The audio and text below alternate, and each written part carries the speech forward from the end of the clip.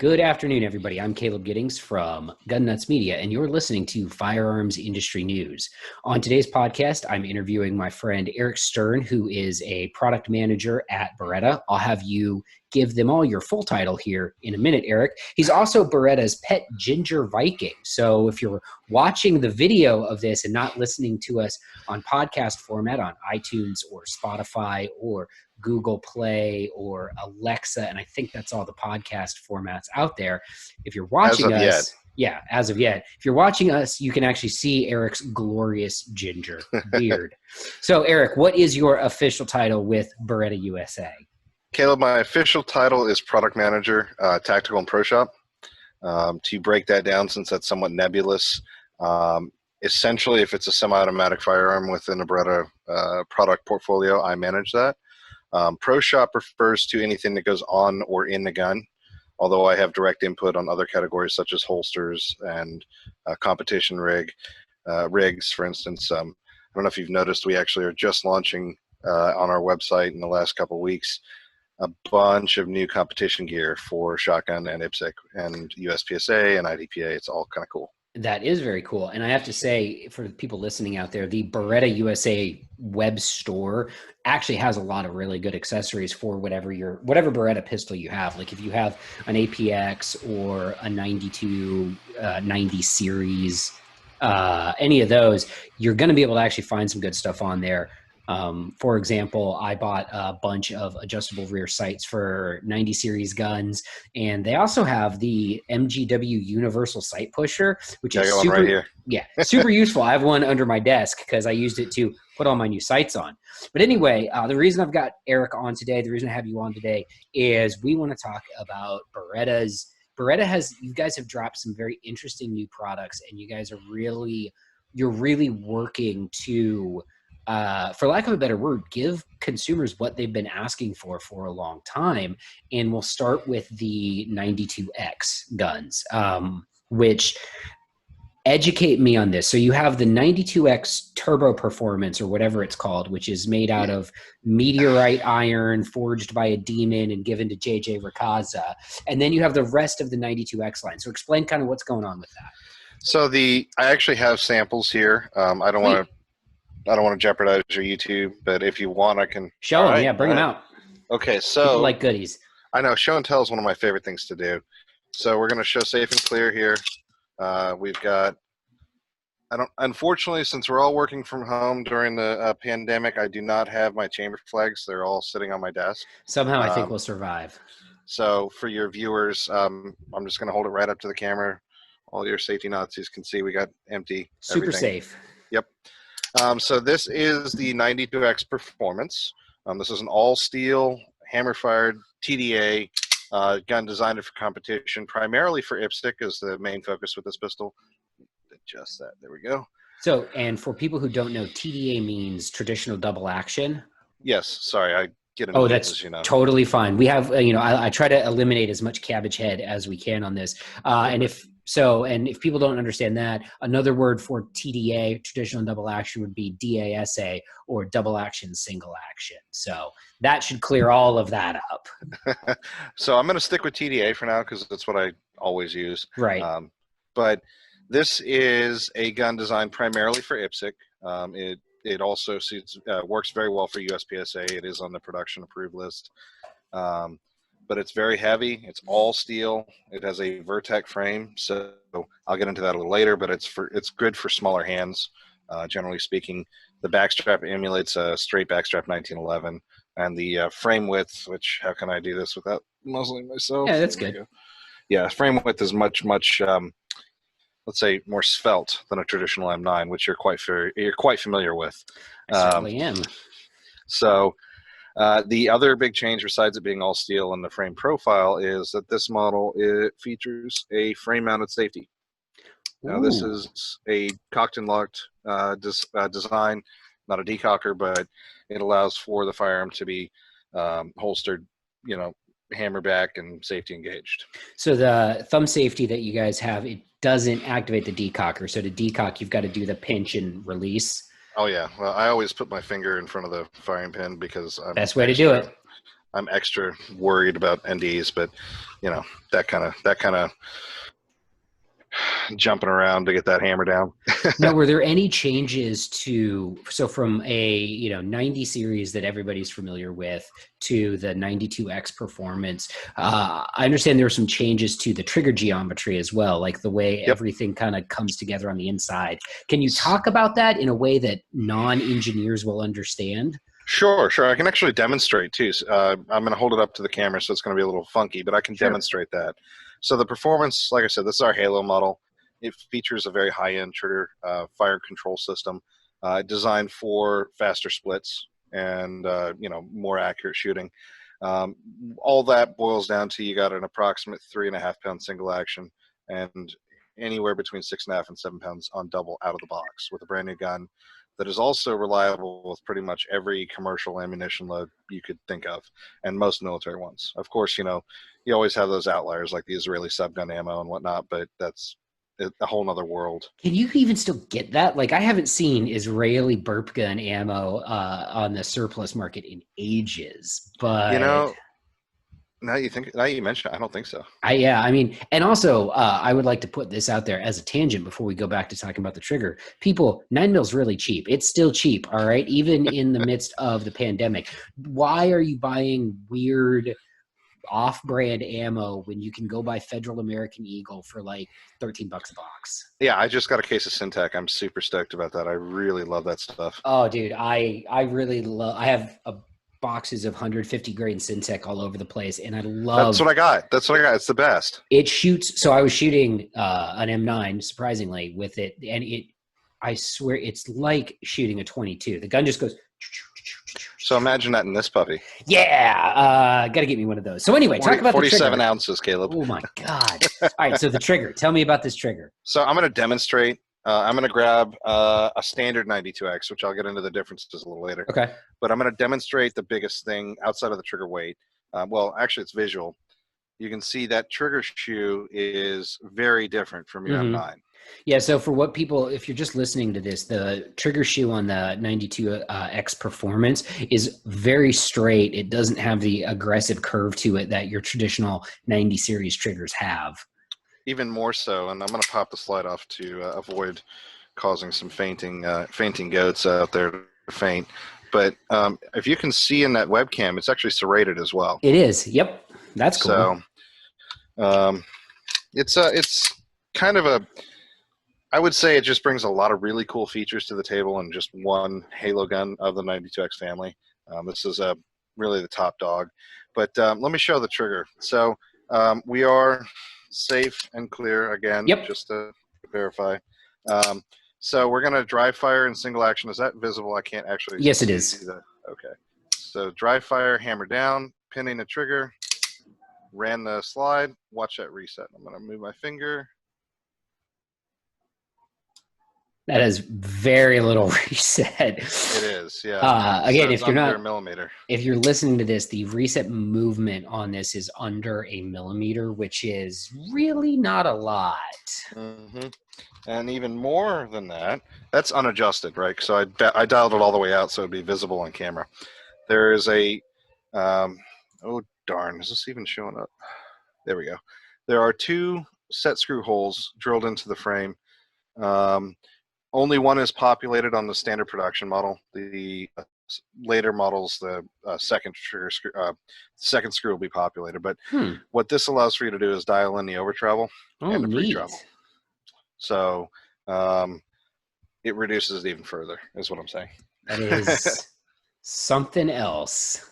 So it's a lot of fun in one package. JJ's been shooting the hell out of his. And doing ridiculous reloads with it as well. Yeah, I didn't know you could chew up a steel mag well like that with just thin steel mags, but it's pretty awesome. When you do 600 reloads a month, you can probably chew some things up with it. So you've got the you've got the performance model. Obviously, this is your Halo model. Yep. So if you move down the line, because you had after the performance came out, you guys dropped the whole 92X series, right? Yeah, exactly. So I remember because I remember when you guys back in the day did the 90-2 and, you know, some other guns that were like upgrades to the traditional 90 series. So what's the 92X series? What's it all about? So I just grabbed one off the table here. This is a 92X. This one is a full-size 92X. Happens to be in my favorite mode, the G thing. G models, yeah. Oh, yes. Decock So, only, baby. This is what we are as an organization looking at as what I'd like to say the new standard for 92s. Previously, that would be the run-of-the-mill non-railed 92FS, in Beretta parlance, the F300. So that's essentially the commercial version of the M9. Generally, they have an angled dust cover, two 15-round mags, pinned front sight like an M9, but two white dots in the rear. Very simple. You know, we've been building that gun essentially in the same configuration for 30 years. Actually, more, really, going back to 80 well, we're talking about it, 92 SB, so 1983. Yeah, approximately so 83, almost 84. 40 years. Yeah. Obviously, we've had tweaks and changes through the years, differences in finish, but essentially the same basic configuration. Two 15-round mags, pin front sight, F model, with a heavy double-action trigger and a fairly crisp, actually, single-action trigger.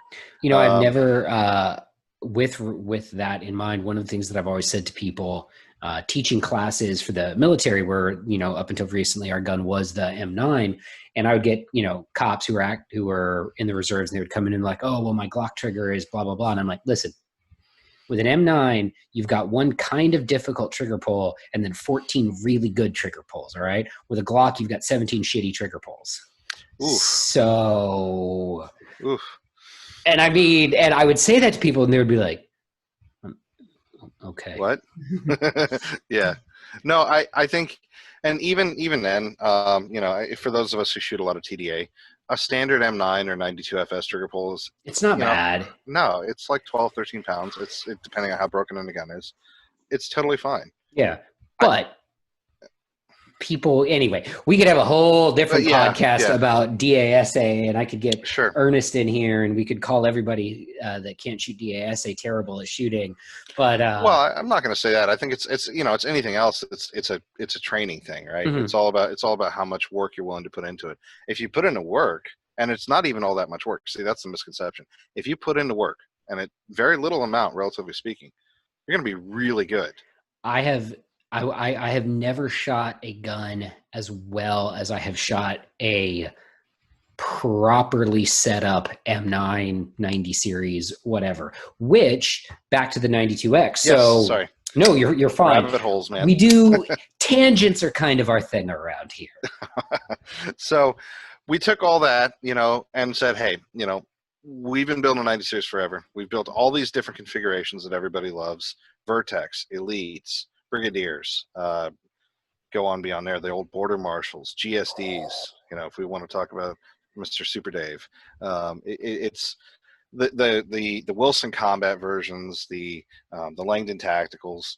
And we said, okay, we love all these special versions, and we want to maintain them as halo models of their field, of course, and continue to work on those partnerships and continue to work on those development paths.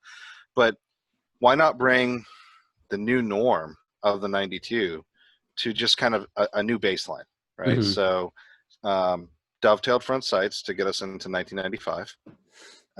Thank you, Jesus. A Picatinny rail to get us to 2001. Ooh.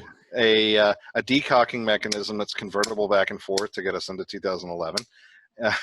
And then the convertible, and I'll get into this a little later, convertible from different configuration between a large and small grip to get us into 2019 when this launched. And so with that convertible grip, we'll actually talk about that right now. What that is the guns all come with a standard Vertec grip, which some people like and some people don't like. I've never had a problem with the full-sized M9 grip, but I also like the Vertec grip. And I do think the Vertec grip conceals a little bit better. But with the new 92Gs and also with the M9A3, which I've got one of these in here. That's the only one I don't have here. That's fine. I've got one. So, but with the new 92Xs and the M9A3s, it also comes with a new grip that basically has the hump on it that emulates the shape of the original M9 grip, right? Exactly. So They ship with the Vertec grip installed. So Vertec is, again, the narrow. The only one I have with the original Vertec style frame, because I have pretty big mitts, is actually this one, which has a set of Illuma grips on it. Those are highly nice. textured. Yeah, these are actually on our web store, BerettaUSA.com. Got to give a little shout out. Absolutely. This one I kind of pimped out a little bit. This one is still F, although I'm going to be fixing that next week when I get my G kit in. But I put a threaded barrel, steel guide rod, the grips, and I'm also going to be putting a performance fire control in this puppy. So it's going to be a nice little worked over, what I call semi-base level 92X. Nice. But yeah, that's the frame. So you can see, it's checkered on the back. It's thinner, and it's also got some front strap checkering just to give you a better grip. But I'm going to hold this side by side with the one I just had, because I generally run these things with the wraparound grips that we include that ship with the gun. So these are the wraparound grips. They're rigid polymer. Your M9A3 has squishy rubber. They're Hogue, and those are great. But personally, I find that I generally do a crusher grip when I'm running my guns, and a squishy rubber grip just throws me off a little bit. And it's probably just a personal thing. There's nothing wrong with them at all, but I want a little more rigid. And so the standard ones are the polymer. We also have a flat panel set, but again, I prefer the wraparounds. So standard is a flat panel polymer, highly textured with the Vertec backstrap, and then included in the box is this wraparound rigid polymer, again, highly textured. So if you texture, prefer, I'm very, very happy with. Yeah, absolutely. I mean, you know that one of my biggest complaints about guns is that they're often not textured where I want them to be textured, which is, something I brought up about a gun we're going to talk about here in a minute. But with the grips, I've never had that problem with the 90 series. And it's, because the factory grips are actually decently well textured. And of course, you can get aftermarket grips that are well textured and stuff as well. So it's nice to see that. I mean, if I had to put like a one-liner to the 92X, it's you guys are putting the features on it that people have been asking for. It's almost like you listened to your customers and you want to sell guns to them.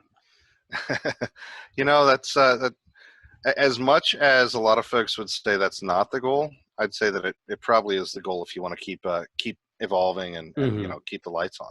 But Well, and that's kind of the thing.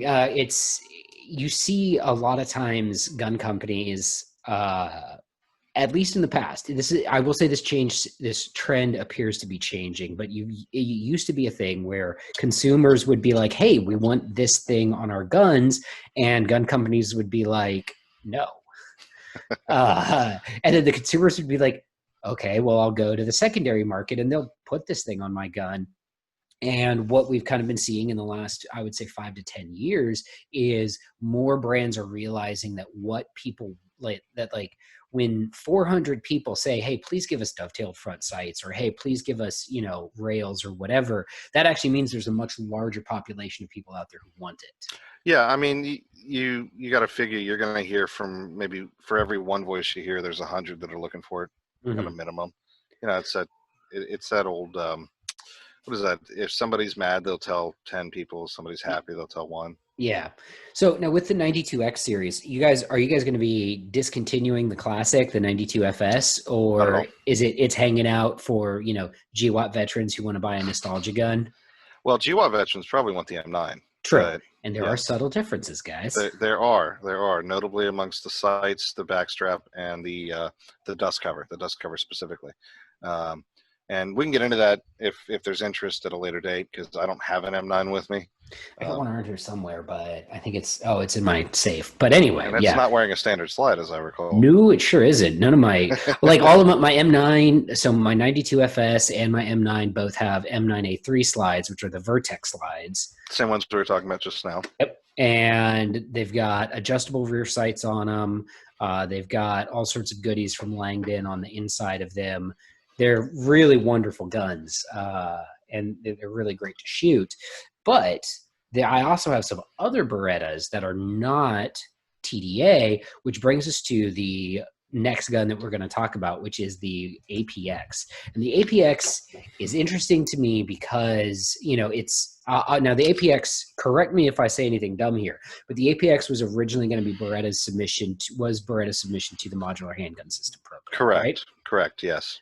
So it is a modular frame with an interchangeable chassis. Right. So it's modular chassis, interchangeable frame. Yeah. So it's one of those. So basically, just like everything else out there, it's one of those guns where you can pop the actual serialized part out, which is the fire control group, and you can put it in a compact frame or a Centurion frame or a full-size frame and do all of these fun things with it. And the APX was yeah, exactly. Was that the Centurion RDO that you have? Oh, yeah. Which I have seen on the internet, and I was like, when did this become a thing? So this launched last July, actually the same time as the 92X. It got a little overshadowed because everybody was excited about having 21st century features on the 90 series. But yeah, this is the Centurion. It's basically our mid-size striker-fired red dot ready. We also make a non-red dot ready, of course, as you know. But which I have. Yeah, but I mean, dot life is a thing. So. Right. Hey, just send me one of those slides. All right. I just need the slide with the RMR on it. No, I got dots aplenty over here, man. But so for people who aren't familiar with the APX, there's two things that I want to highlight right off the bat. The first off is that you guys have done something incredibly smart with the APX, and I've talked about this on my blog, and you've put it at a price point where you're looking to be it's anywhere from $100 to $150 less expensive than brands that are the same quality you would expect from Beretta. Like your comp set is, Glock, SIG, HK, and your product is $100, $150 cheaper, which is ridiculous. And it's put me in this fun situation where if somebody says, I want to buy a Canic, I can tell them, you're stupid, buy a Beretta, because it's the same price. Yeah. And it says Beretta, not made in Turkey with indifferent quality control. So yeah. I'm sorry. I'm going to get such an email from Canic. I'm sure you are. So we're going to stop going down that path. And I'm just going to say we love you guys. Continue innovating. And, we love having a lot of new stuff on the market. And I'll cover you a little bit there, Caleb. Appreciate it. So, but back to the price point thing. I really do think what you guys have done by setting the price point where it is a phenomenal idea, because people want to spend $400 on a gun instead of $500. And if you could provide an option that is higher quality than sort of the other guns that are swimming in that price point pool, that's phenomenal. And I love that. So walk me through your APX line. So you've got, I think there's four different guns in it. Really 5. If we're just talking, I guess 4. I mean, I'm gonna exclude the different differences between the dots and the standard non-red dot models. So right here I have an APX target. This is built for competition use. It features a longer slide than a standard full size. It's about half an inch longer. Red dot ready, of course. Fiber optic sights with a blacked out rear. It is not directly adjustable. It's drift adjustable, but with that nice MGW pusher you have, that's nothing. Zip. Exactly. And then minor little features like an extended mag release over standard APX and extended slide stop. But APX as a whole, the family, we launched it in the aftermath of the MHS to the commercial market. And as anybody will tell you, there were, relatively speaking, 10 guns built for the same contract submission, all launching at once. And we had a hard look at the gun. It's a wonderful gun. It's built very well. And we want to own that market. We want to own the customer there. And the striker-fired polymer frame handgun market is a very crowded market. Beretta is a new name to that market. We've had the Nano since 2011, but the Nano it's a concealed carry pistol. We've evolved that as well. But it's a concealed carry pistol. It's not exactly, we've evolved it to the APX carry, which is drastically improved, but it's not exactly something that you would consider for a duty gun. It's a great, toss it into the pocket with an appropriate holster. or whatever method of carry you want to use, and go for a walk kind of gun. It's light. It's got a semi-double action style trigger, and it's very accurate, but it's not a duty gun. Right. It's not something I'm going to put an X300 on and put in a Safariland holster and carry for 16 hours. With enough rigger's tape, you can do whatever you want. Just saying. Fair enough. So, but back to the main APX lineup. So you have the Target, which is your competition gun, and it's all the Target models are cut for the red dot. And then Correct. You've got your full size, and in the full size, there's some sub SKUs. Like you've got the one that's red dot ready. You've got the one with the threaded barrel that's red dot ready. But generally speaking, the full size there, 17 rounds, 4-inch barrels, fixed sights, right? Yeah. I mean, drift adjustable, but generally fixed. Yeah. So it's, full size is generally 17 rounds. Now we do have restricted state SKUs with 10 and 15 rounds. We do offer 40 cal, of course, for those folks that actually want 40 still. But yeah, it's generally a 9mm handgun with 17 rounds, full size. I like to say that the full size APX is kind of sitting in between the like what is traditionally considered full size and what is traditionally considered mid size. It's like right in that little sweet spot. So interestingly, it's the APX to me sort of hits kind of the same stylistic. I'm losing the word that I want to use. It hits sort of the same notes that people got with like the M18, which is it's got a 4-inch barrel but a full size grip, and like the Glock 45, which has the Glock 19 length barrel but the Glock 17 length grip. It's basically you got a shorter slide and a longer grip. To put it in old school terms, it's like a 1911 Commander. Or a 92 Centurion. Or a 92 Centurion. Yeah, exactly. To keep it in that product line where you've shortened the slide from what people would consider like a full-size slide, but you've kept that full-size grip. And to me, I have always found those types of guns really really nice to shoot. Like I love a 1911 Commander more than I love a full-size 1911. Same with I prefer the Glock 45 to the 17. I haven't shot the SIG M18 yet, but I'm sure it's, it's fine. But I haven't shot M18, but I've shot a 45. The APX a lot. Yeah. So, and the APX, the recoil impulse is nice. Everything about it's pretty good. And you guys have a pretty good stock of accessories for it on the web store as well. Absolutely. So the Target model, I was going to get into a little bit, ships standard with the green, oh goodness, how's it? Yep, the green striker spring. Green striker spring. The standard APX model ships with the black striker spring, which is essentially a NATO striker spring. It's quite a bit heavier. So the green striker spring is intended more for commercial ammunition, much like the performance. So, in the U.S. market, when you're not running surplus or military ammunition, you don't really need to worry about that. Drop that green striker spring in, and you got a gun that, well, even out of the box, I'd say the trigger is probably best in class. Out of the box, the trigger is on average between 5 and 6 pounds. Obviously, depending on there's a lot of variables that go into it because there's perception involved with different hand size. If you have a different backstrap on it, for instance, then the actual trigger weight may feel lighter or heavier because you have different geometry, different physiology. The engineers get really, really detailed. I'm not going to go that detailed. Nerds. I recommend for people out there, put the full size, the regular size gun is actually, I found the grip circumference to be a little too small. With the full size backstrap, it's perfect. Green striker spring, my gun that's got 2,500-ish rounds on it has shot into about 4.5 pounds on the trigger now. They do shoot in.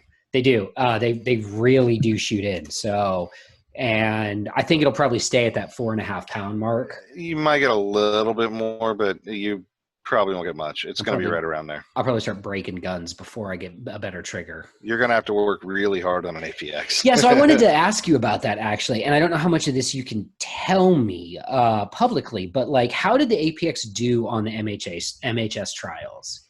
Is not that my like wheelhouse, my friend? That's not close hold information, or I'm commercial.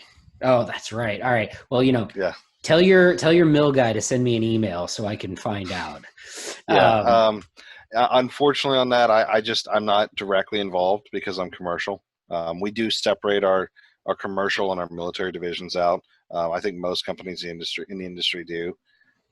So questions like that, I would probably consider close hold information, and B, I don't have it. Fair enough. All right. So So moving down the APX line. So you've got the full size, which is great. And for people listening, is also my recommendation. Like if you only are going to buy one gun out of the APX line, I say get the full size because you can conceal it as long as you are smart with your holster selections, and JM Custom Kydex makes holsters for it. So yeah, do that. So And then, but you do have the more conceal carry oriented options, right? The Centurion and the compact. So I have both Centurion and full size. Mm-hmm. When I'm carrying a full size, I'm usually carrying in a filter, a floodlight, because Hell I run yeah. an X300. Put that light on there. John was friggin' genius doing it so that it was around the light. So I generally run a floodlight with an X300 on the full size, and it conceals perfectly. Mm-hmm. I'm a big dude, so it's not that hard to conceal something like that. But it is also. I mean, I would say it's easier to conceal than a full size 92 by far. By far. Having run both the 92 and the APX full size in a filter, because I have a 92G with a rail. I have that weird. It was a gun that was made for a LE agency. I want to say like the Ohio State Police or something, because it says 92A1 on the frame, but it's got like a G model slide with dovetail sights and everything. That's M9A1 on the frame, actually. Yeah. Remember, 92A1's the Italian. It's That's wider. Right. Yeah. Yeah. It's all right. But yeah, so I've got one of those, and I've run that in a floodlight, and I've run the APX in the floodlight. And I have to say the APX does conceal easier. I think maybe because it's a little bit lighter, but it feels like less of a crew-served weapon. I think also if you look at the way that the backstrap is and the grip shape, we have done the Vertec, which I haven't done that with a Vertec in a floodlight yet, but I need to. The grip shape on an APX it's far more, I would say, rounded than a traditional 92, which means that you're able to, I don't know, move your body around more, I guess is how I would put it, which is why I don't have a problem concealing that. Now, excuse me. Sorry, Rona. You're good.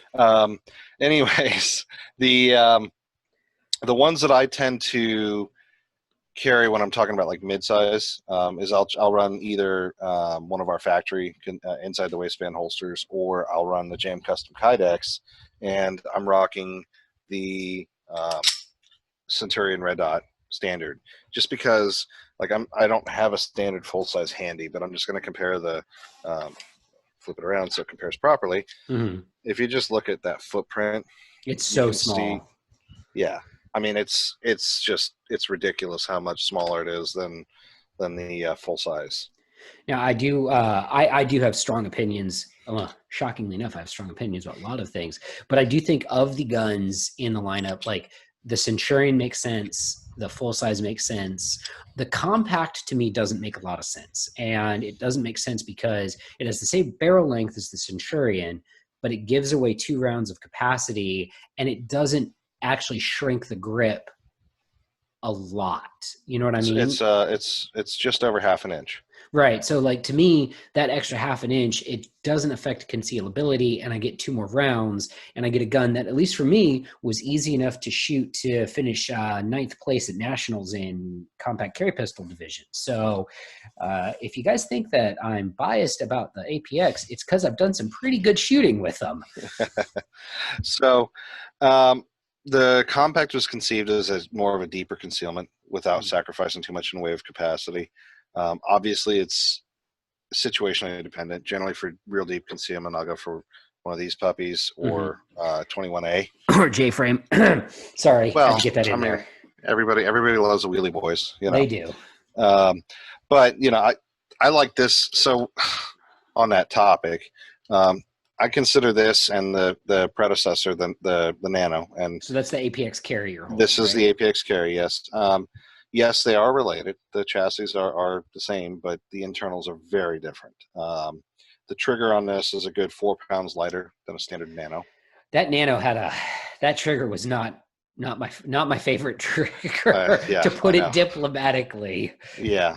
Yeah, it's a good 4 pounds lighter than a Nano. So Oh, it's nice. out of the box. It's about 6 pounds. So it's still double action style. You know, it's still all right. There we go. Yep, gotcha. You know, long, heavy, long, semi-light rather pole. I say heavy because I'm so used to saying that about TDA, but it's a long, fairly light pole. It's about 6 pounds, and it does shoot in. I mean, this one I've got. This is my my demo gun here. I think I've got 3,800 rounds through it. Plus, I don't even know how many cycles because I dry fire every day. You got to. Got to dry fire. Damn, 3,800 rounds on an itty bitty gun.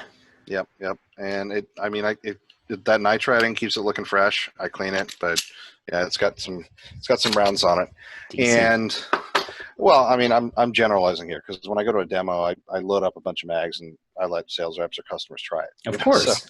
So I got to generalize when I say round count. You're like looking in the case, being like, all right, I brought 18,000 rounds and I've got 6 left. Not 6,000, 6. It was a busy day. Hey, you remember Range Day at SHOT Show 2 years ago? I do remember Range Day at SHOT Show. Yeah. Speaking of Range Day at SHOT Show, that Range Day was so that was the first time I'd shot the new generation of the 1301 Tactical Series, which we're going to use that to semi-seamlessly pivot to, because I had one of the original ones. Okay. Like way back in the day, and then you guys launched, and I am confused about like which 1301 is which generation. So the one I have right now has got extended controls on it. So it's got the extended bolt release, the extended safety, it's got the rail on top, and it's threaded for chokes. Is that like Gen 1.5 or Gen 2, or does your bolt release look like that? Yes. Okay, that's a Gen 2. It's a Gen 2. And it just so now the current Gen 2s, the ones that are on your website, aren't threaded for chokes. On the Beretta USA website? I swear to you, I looked like yesterday when I was prepping for this, but I could be wrong. I will check after the call. It may be an older image of a Gen 1. They are in the midst of a website upgrade, so images are moving around, and website is in the middle of getting upgraded right now. But yeah, Gen 2. So the thing about the Gen 2s, though, we have a commercial and a law enforcement SKU. Commercial SKUs are threaded for chokes. LE SKUs are not. So if you see LE, yeah, and there's a lot of reasons around that, mostly down to agencies want to ensure that there's no chance for, well, I got this choke halfway out. There's no chance for a choke backing out halfway, and then an officer doing a slug select and, you know, basically shooting a choke down range, blasting the choke all the way out of there. Yeah. Yeah. Okay. Oh, so this is interesting. This was where my confusion came from. So I'm on the Beretta USA website and I clicked on 1301 Tactical. And so in the description, it says interchangeable choke system allows maximum flexibility based on use and needs. And it's like optimal bore, HP improved cylinder is included with this package. I have modified in mine, but then you scroll down to the models and it says that the choke is fixed. So there you go. Tell your web guys. I'll chalk that up to a changeover. My apologies. No, it's fine. But it's one of those things because there's a huge internet argument around shotguns about whether or not you should have adjustable chokes in a shotgun, right? Like, should you just have a fixed cylinder bore? And, you know, when you have rounds like the Federal Flight Control that are designed to improve patterning out of a cylinder bore, you can make that argument, but I shoot flight control out of my gun with a modified choke, and it's like shooting a handgun in terms of accuracy out to about 15, 25 yards. Right. So sorry, this choke is pretty stuck. Where's your choke wrench? Why would I use a choke wrench? Yeah, I don't know. You're the Beretta product guy. So talk to me about. I do this so often. I would only do that if it was completely stuck. But I mean, look at that fouling. Yeah, that's a good one. Yeah. So talk to me about extended chokes, the 1301 line. So you guys have, you've got a bunch of different SKUs. You had the originals, which were not threaded, and then you made some iterative changes to get to the Gen 2. So what's on the Gen 2 that's different? So we'll just start at Gen 2 and work our way back. Perfect. Gen 2 can feature, it may or may not feature, again, if it's commercial versus law enforcement. And this is tactical. right? So let's just be clear, because Yeah. tactical, comp, and comp pro are all different guns and the same at the same time, which I know sounds crazy, but we'll get into it.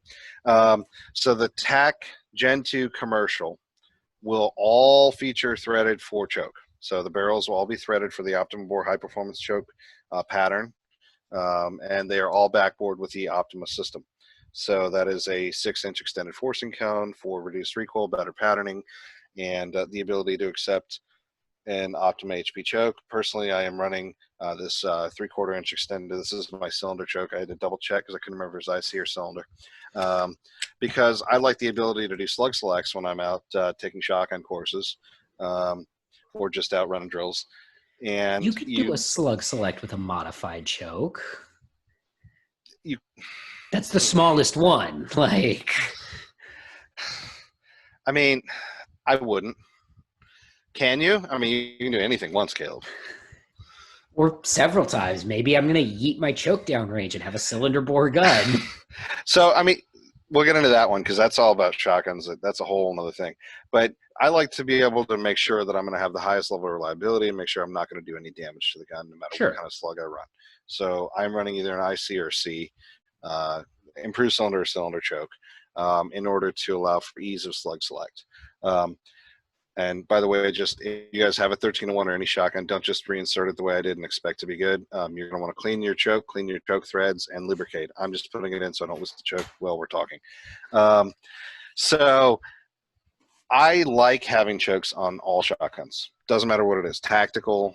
Some of my short barrel shotguns I have chokes on for a number of reasons. All of my Clays guns, of course, are choked, interchangeably choked. My hunting guns, etc. And the main reason for that is you have a tool that you can tailor to many uses. This is an 18.5-inch tactical shotgun. You put an extra full turkey choke in here, you can reach out and take a gobbler out at, 35 yards and be relatively comfortable in doing so without risk of, an inhumane shot. And that's saying a lot. It makes a very versatile, shotgun out of what could be a good, in your case, your bedside home defense weapon. So all I'm hearing right now is that I should take my 1301 and go to South Dakota where there's no capacity limit when you're pheasant hunting, and put like a full choke in there and do bombs over Baghdad, where I just load it up and just go boom. I mean, you could. I would probably say to pattern it because that full might be a little tight. Hey, let's find out what happens. I mean, you want to have a little bird left, right? Yeah, definitely pattern it for, hey guys, pattern your shotguns before you shoot them. Always. And as a matter of fact, Erik, especially when you're dealing with so I mentioned I load my 1301. That's my home defense gun. It's my, if we need to abruptly bug out, I have spare rounds literally in loops on my vest. Throw my vest on, grab my 1301, we're out the door. I guess you should probably grab the kid and the dog too. Anyway. And the Vespa. Don't forget your Vespa. Yeah, that's gonna. Could you imagine riding a Vespa down the street with a 1301 and a plate carrier? Only if you're wearing a Hawaiian shirt, flip flops, and some Ray-Bans. What else would I be wearing? This is South Florida. Just saying. So anyway, but one of the things that I did, and I even did a short video about this, was I patterned my shotgun with the load that's in it at the distances that I could reasonably expect to take a shot in my house.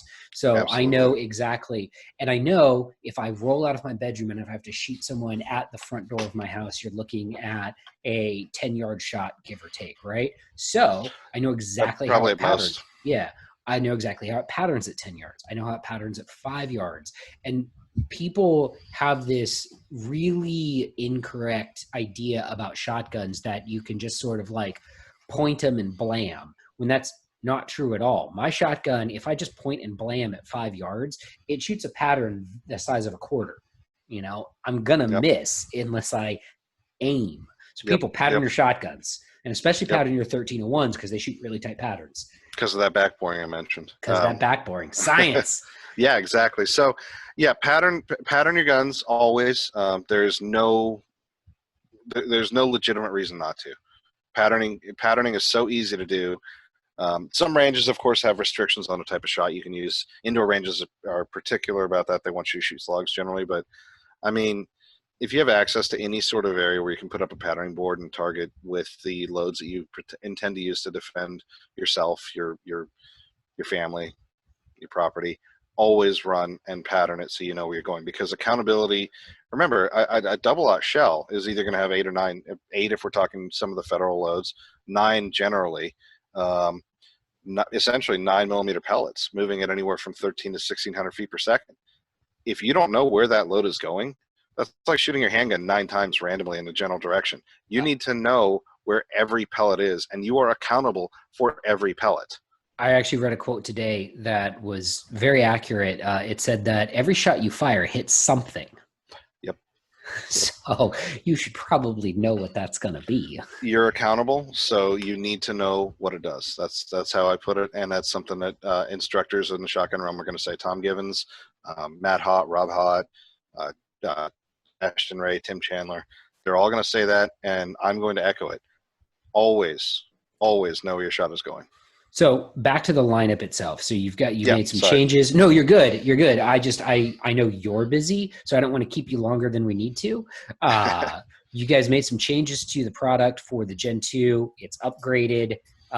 It's all got you got threaded for chokes on the civilian models, extended bolt release. So the extended bolt release on the Gen 2s is all going to look like that puppy. Mm-hmm. So it's a one piece with the polymer overmolds. It's basically slides on and clips in place. And what that does is it corrects an issue that came to our attention when we released the Gen 1, where what was intended to be part of a safe unload feature wound up resulting in people potentially double feeding a shell in the lifter if they bumped it. Oh. So the original one, you had a 2-piece design with a polymer external button with a screw in the middle and a standard bolt release that it screwed into. If you bumped it on the rear, you could trip the shell latch and dump 2 onto the lifter, which is, I mean, fairly easy to fix. You just run the bolt down and shove it forward back into the tube with your thumb. I can do it pretty quick, but it's an issue that shouldn't have happened. So we redesigned it. We did a one-piece design with the plastic cover. I wouldn't necessarily say no to any Gen 1s at all. In fact, I have 2 of them. No, three of them, because you can never have enough gauge. Fact. So what we did to quickly and easily remedy that problem while we designed the new bolt release, and not just us, several in the aftermarket, Berettas Industries has a really nice one, is do a bolt shroud. And what that meant was you unscrewed the screw that retained the outer button, lifted the button off, put the shroud on, reassembled, and that prevented the button from being able to move in that direction. It basically completely blocked it. We do a polymer injection molded one. Adam at Berettas Industries does a very nice aluminum one that is, I mean, it's aluminum. You're going to probably destroy the gun if you destroy that. Excuse me. And then the original gentleman who developed that feature in the completely third party, we hadn't talked to him at that time, was Tom Jones of Pistol Forum fame. And he came up with the original concept behind that. Really? And it was very, yeah. I mean, he did the SCD, he did the shroud. He does a lot of cool stuff. So yes, he does. Tom's a good dude. He is for sure. So, you know, if you got a Gen 1, that's a quick and easy fix. Any one of those 3 options is available. I think we sell our shroud on the website for, I think it's about $9. And, you know, right now, I don't recall, so double check because it does change, but I think it's $50 minimum more to get you free shipping. So get a bunch of mags or chokes for your 1301, and you get free shipping with it. Everybody needs more mags. Absolutely true. So that's 2 of the biggest changes. And since I'm running an Berettas Industries optic mount on my gun, this is called the Crom. I can't show you the 3rd on my gun. I have to get another one that I'm actually working on at the moment. That's okay, because people have seen my gun, which has the factory optic mount on it. Oh, I got it right here. Ah, there we go. Yeah, so many guns. I'm changing out the stock. This one took a tumble, and the stock got pretty beat up and cracked. Who'd have thunk it? If it's sitting on the back of a tailgate and then falls off and then gets run over by a quad, the stock might crack. Craziness. crazy nice. But Craziness. I'd say the gun's in really good shape otherwise. So Is that the Marine version? it is indeed. God, And that's this such a one, stupid good looking gun. it is. And this one is my demo gun, which means that this one's been beat to hell. And I'd say it's holding up really, really nicely. These guys. So So for people who are just listening to this, the 1301 he's got, it's got the stainless kind of like Marine, not like U.S. Marines, but like Marine is in boats. It's got that stainless Marine finish, so it's more rust resistant, and it's a really phenomenally good looking gun on a shotgun lineup that if you ask like people who know their shotguns, you will be hard pressed to find somebody who's got a bad word to say about the 1301 tactical series. yeah. All right, so Eric, we have talked about Well, I just wanted to 92Xs. say, Oh yeah, hit sorry, me. the last thing, the very last thing on the tack, that rail on the Gen 1s is polymer, which means that it works fine with lighter optics. Heavier optics is, we saw a few issues. So this is an alloy rail upgrade for the Gen 2s. On the Gen 1s, we do offer the polymer, or excuse me, the aluminum upgrade for the standard factory rail on our website. I like either that if you aren't sure you want to run an optic, or Crom if you know you want to run an optic, because the Crom gets the optics so low that it's co-witnessed with the ghost rings. Ooh. So that's actually really cool if you're running slugs. Just so you can kind of get a second point of visual reference. Very interesting. I do need to get some Berettas stuff for my gun because right now my gun is all Beretta parts, and they need to put a Crom on it and put some other stuff on it. But so we've talked about the 92X, we've talked about the APX, we've talked about the 1301. Is there anything that you like, any cool stuff that you've got coming up in the pipeline that you can like tease us about, or is it all deep dark secrets from the Italian wizards? I can't get into too many details. I will say, don't forget, all of this stuff wouldn't happen without the hard work of the employees in the manufacturing facilities and in our warehouse. And excuse me, I'm sorry. Did you get the Rona? I don't think so. I'm not running a fever, but I am coughing, so we'll see. Pray for me. Please don't die. But it wouldn't happen without the hard work of all the folks in our warehouse, our manufacturer, our shipping facilities. They've been bearing with, let's say shifted work conditions because they're having to maintain social distancing and heighten PPE. So I think we can't say thank you enough to them as an organization. So I just wanted to say that, and those of you out there who are in our org that I know do watch Mr. Giddings' podcast, thank you. That's awesome. All right, guys. So Eric, where can people go find good information about Berettas? Like if they want to give me your social links, give me your store links, let people know where to find all the good stuff. So we have both Beretta Official, so that's at Beretta Official on Instagram and on Facebook. Beretta Official on Facebook is the tag for the Italian global one, and on Instagram, excuse me. For the United States market, it's at Beretta USA for Instagram, Facebook, Twitter, LinkedIn, and I think Anna's going to smack me because I'm forgetting one. But Instagram, Facebook, Twitter, and LinkedIn. I think you're good. Yeah. And then BerettaUSA.com for U.S. customers, of course. Beretta.com for international customers. I know your podcast is international. So we have all the relevant product information. Be aware that we are currently in the midst of a website upgrade. So if you see something that's awry, you can reach out to us at any of those social channels. You can make a comment on this video, and Caleb will call me. Or you could. I know you will. That's why I say that. Or you can for sure reach out to us through our Beretta customer service line. That's actually a different website, but you can reach it through the main pages. That's BerettaSupport.com.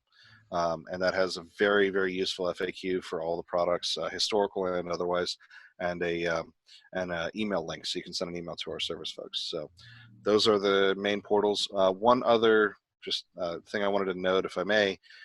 Currently, May 29, 2020, Beretta USA Official, the main office, is shut down for the most part due to state level guidelines. We are essential, but there's some overarching guidelines that are guiding that. So if you have any sort of questions, definitely reach out on any of those channels I mentioned previously. and we can help you out. But our current main office is closed. Right on, man. Well, hey, I really appreciate you coming on. I appreciate you sharing some info about the product lineups for Beretta. Hopefully we'll see some more cool stuff coming out for you guys here in the next, year and a half or so, like suppressor height sights for the APX, for example. I'll call you as soon as I have them. I know, right? All right, guys. I want to thank everybody out there for listening. Again, we're available on Facebook, YouTube, iTunes, Alexa, your mom's house. Smoke signals. Yeah, smoke signals. Every digital way that you can get my stupid voice into your ears is out there. But I want to thank everybody for listening, and we'll be back next week with another episode of Firearms Industry News. Thanks, Caleb.